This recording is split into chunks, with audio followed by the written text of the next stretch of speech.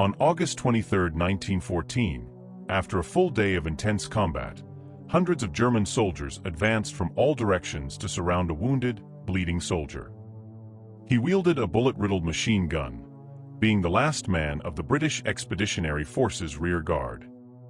That soldier was Sidney Godley, who, along with his many fallen comrades nearby, managed to do the impossible and thwart the powerful Schlieffen Plan.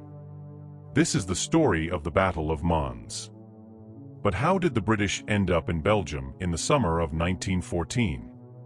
Well, that's a story often told and quite complex. Since the assassination of Archduke Franz Ferdinand in Sarajevo in June of that year, Europe was on a collision course with war. At first, the British were uncertain about whether to get involved in the conflict. However, everything changed when, in early August, the Germans set their famous Schlieffen Plan in motion. In simple terms, the German High Command knew that if a major war broke out in Europe, they would likely have to fight on two fronts, against the French and the Russians. Desperate to avoid the situation at all costs, the Germans planned to destroy the French in just 6 weeks, then turn their entire military might to the east to face the Russians.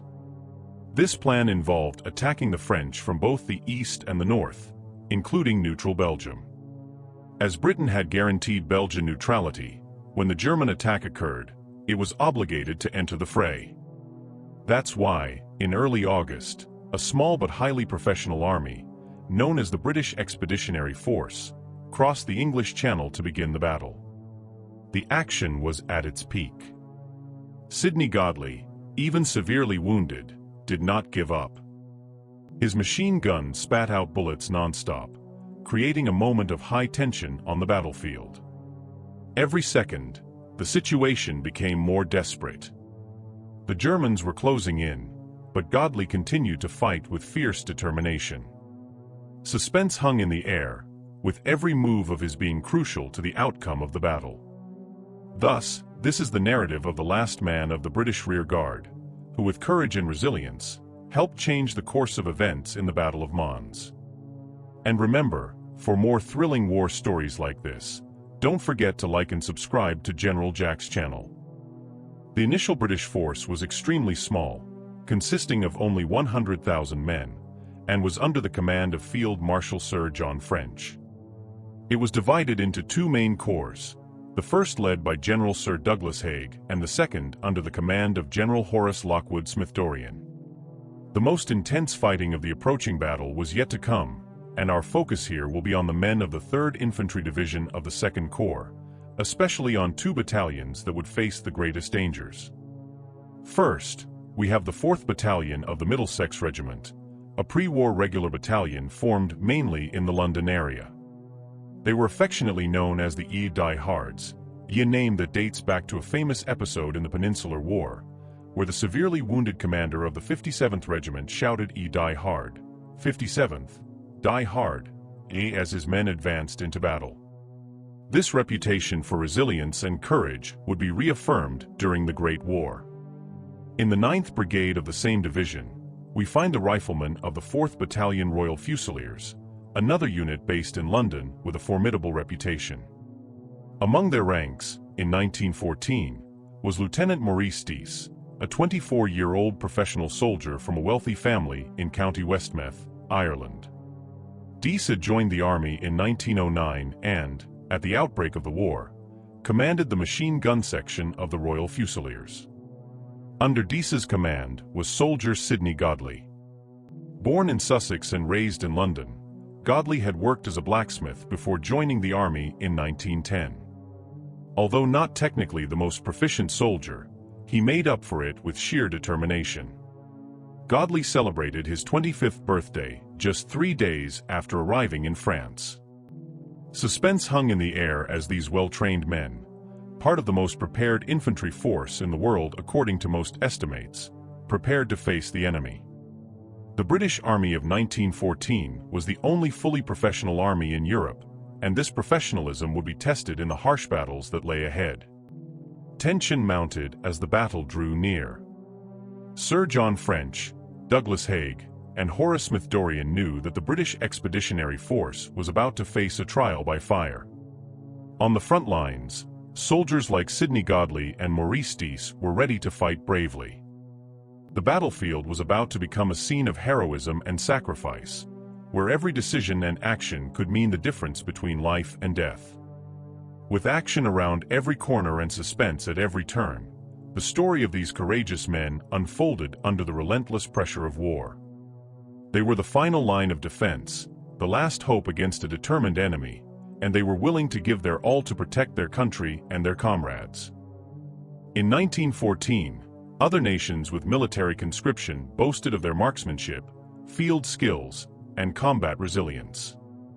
However, the British Army, a professional force, was lamentably small in the face of what was to come. The approaching enemy was part of the First German Army, commanded by General Alexander von Kluck. Up to that point, the Germans had faced only light resistance, but now, as they descended from the north with over 375,000 men, they were about to encounter the British, still unprepared for the true magnitude of the confrontation. When the British arrived on the continent in significant numbers, the situation was already critical. The early movements of the Germans had destroyed the Belgian defense system, capturing Liège and Brussels and pushing the Belgian field army to Antwerp. With the route clear, the Schlieffen Plan could turn south and envelop the French from the north, almost simultaneously as the British advanced to join the fight. However, without knowing exactly where the enemy was and with what force, Sir John French decided to march to Brussels. During this march, on the night of August 22nd, everything changed. Sir John French received news that the French army to his right had been crushed in the Battle of Charleroi and was retreating under immense pressure. He faced a difficult decision. If he withdrew his forces, the German army could encircle the entire Allied position, hitting the unprotected French flank and systematically destroying them. On the other hand, if the British remained steadfast, they risked being flanked and annihilated in their first engagement.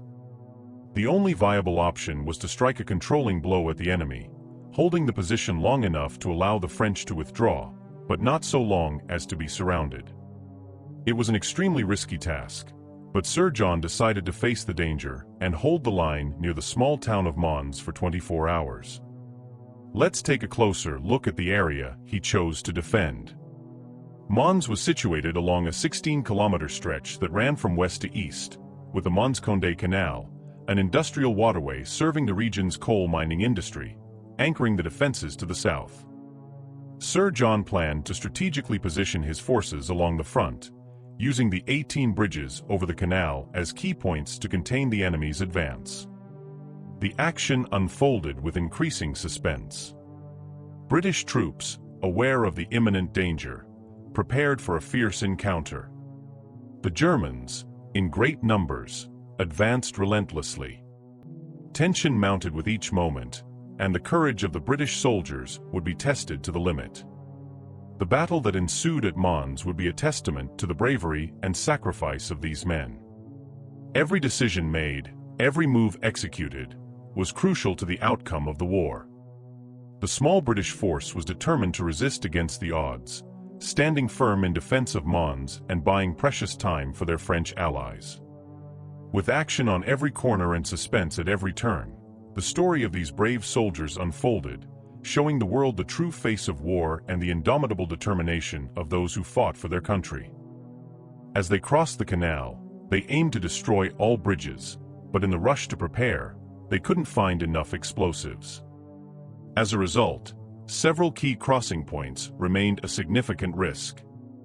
Our focus shifts to the right flank of the British line, in an area known as the Nimy Salient. As we approach, we can understand why this area was so perilous. The canal made a sharp bend between the village of Aubourg and the village of Nimy to the west. The canal's shape allowed the approaching Germans to attack from multiple directions, forcing a crossing and advancing through Mons to the open terrain. Moreover, it's important to remember that the soldiers tasked with defending this area were already exhausted when they arrived at Mons. They had marched 20 kilometers a day under the scorching summer sun to finally reach the town. The men of the Royal Fusiliers were captured in a famous photo in the old town square, just before descending to the canal. Let's examine their positions. The mission to hold the western part of the Nimi salient was given to the Royal Fusiliers. The troops moved into the houses along the southern bank of the canal, occupying gardens and cover lines.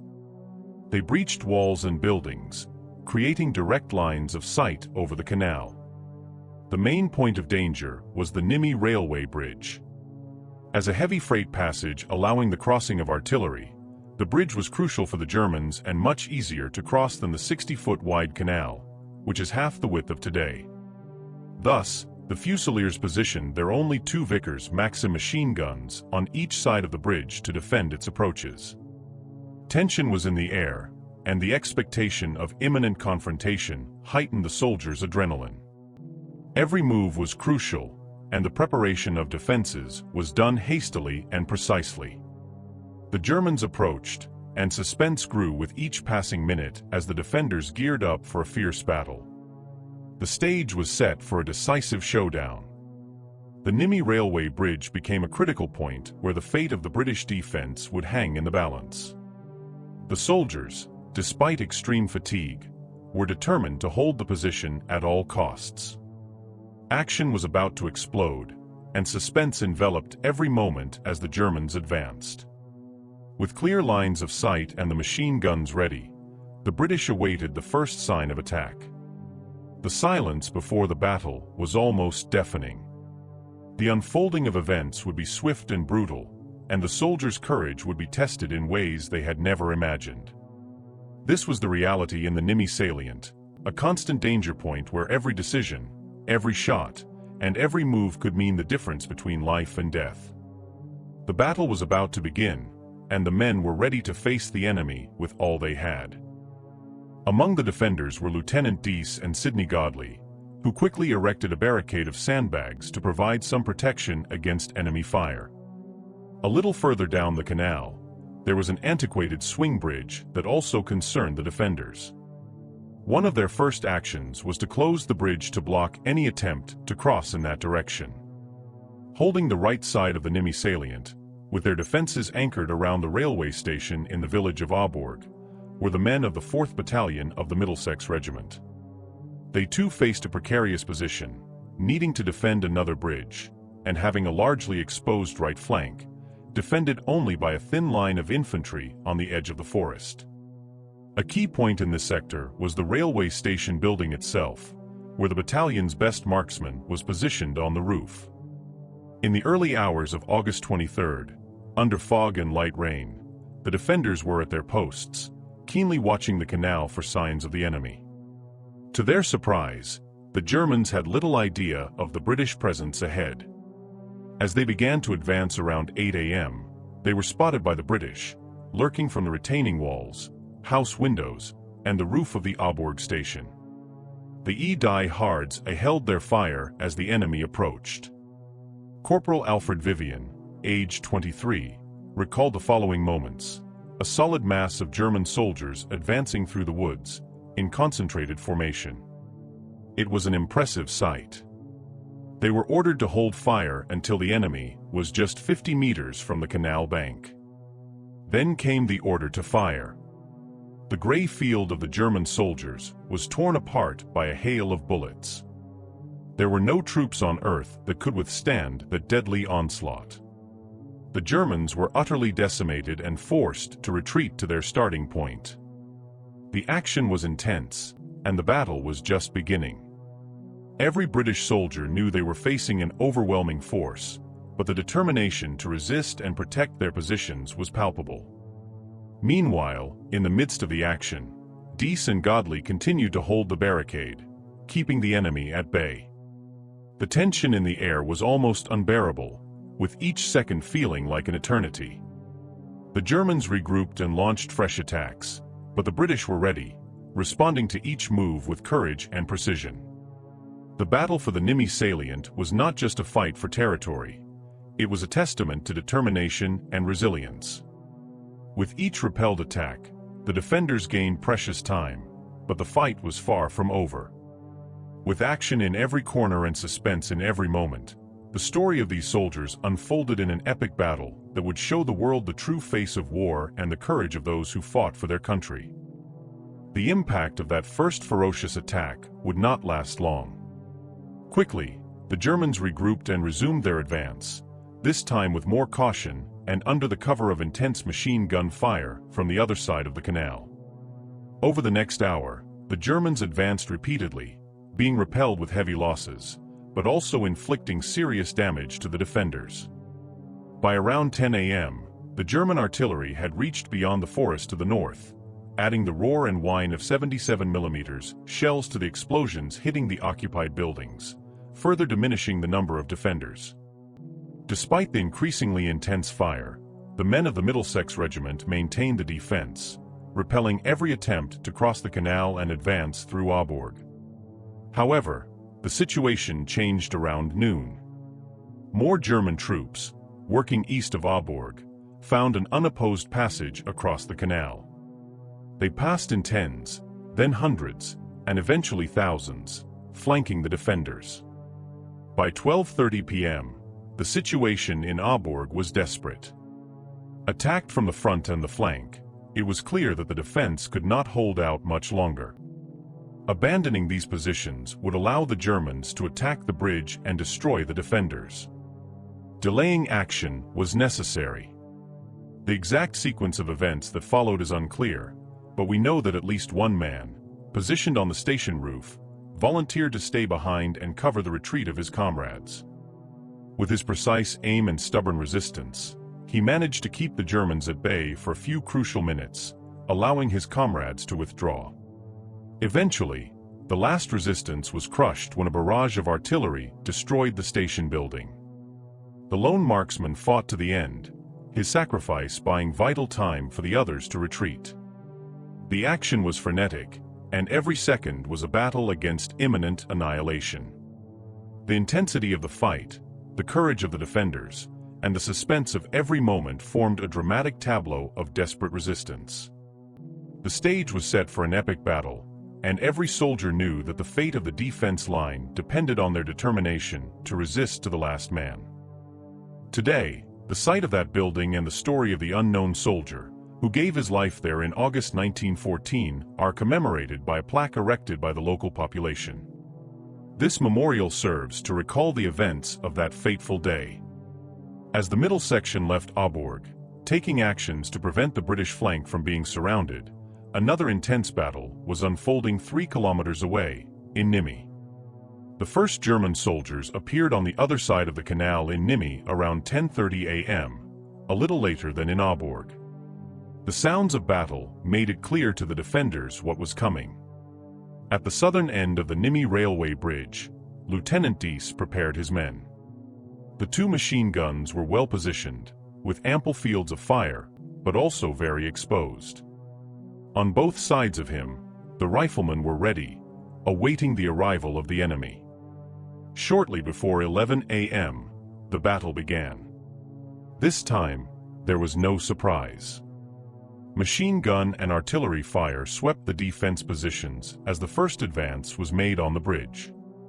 Lieutenant Dease immediately put his machine guns into action, inflicting significant casualties on the enemy.